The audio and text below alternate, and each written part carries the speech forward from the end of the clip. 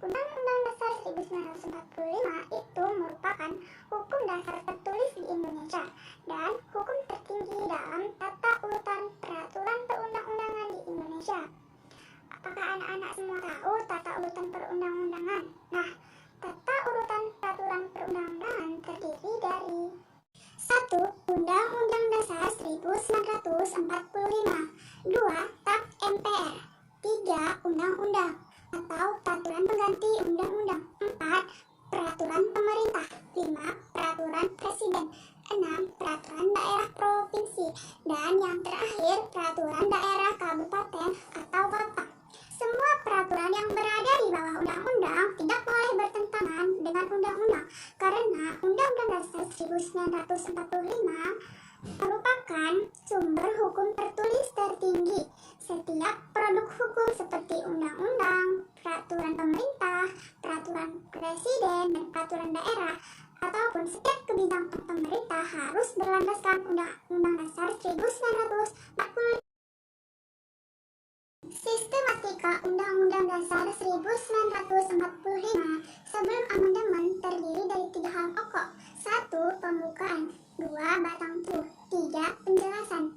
Sedangkan sesudah di amandemen terdiri dari 2 hal pokok, yaitu 1. Pembukaan. 2. Pasal-pasal. Kedudukan pembukaan Undang-Undang Dasar Negara Republik Indonesia tahun 1945 yang terdiri dari 2 hal pokok. 1. Pembukaan merupakan kaidah yang fundamental. Artinya, pembukaan ini tidak bisa diubah, tidak bisa diganti, walaupun Indonesia sendiri sudah mengamandemen atau merevisi sebanyak 4 kali, tapi itu hanyalah isi dari pasal-pasalnya saja. Kedua, pembukaan tidak bisa dipisahkan dengan Undang-Undang Dasar 1945 karena adanya Undang-Undang Dasar 1945 itu karena ada pembukaannya. Sebagai kaidah yang fundamental, pembukaan harus memenuhi 4 syarat. 1. Pembukaan dibentuk oleh pendiri negara. 2. Pembukaan memuat falsafah negara, yaitu Pancasila, asas politik, yaitu kedaulatan rakyat, dan tujuan negara. 3. Pembukaan menentukan adanya Undang-Undang Dasar 1945.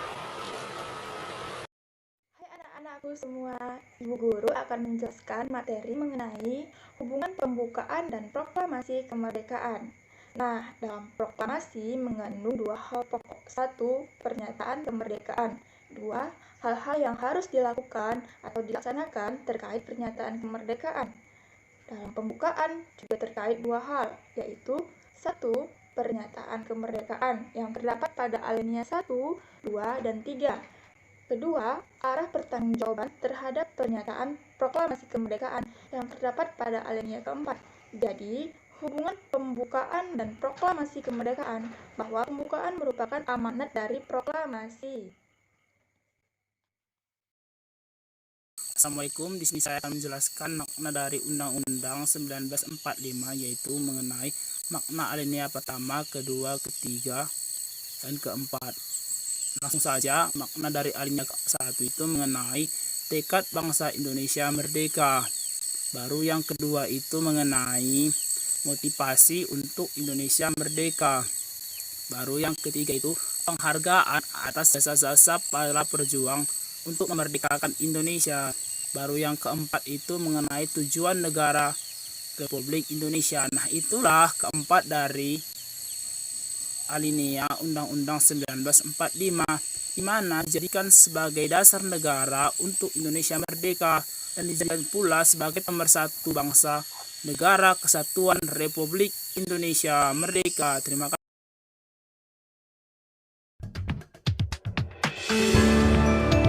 Satu nusa, Satu bangsa, satu bahasa. Indonesia. Bangun pemuda Indonesia. Tangan bajumu sensingkan untuk negara.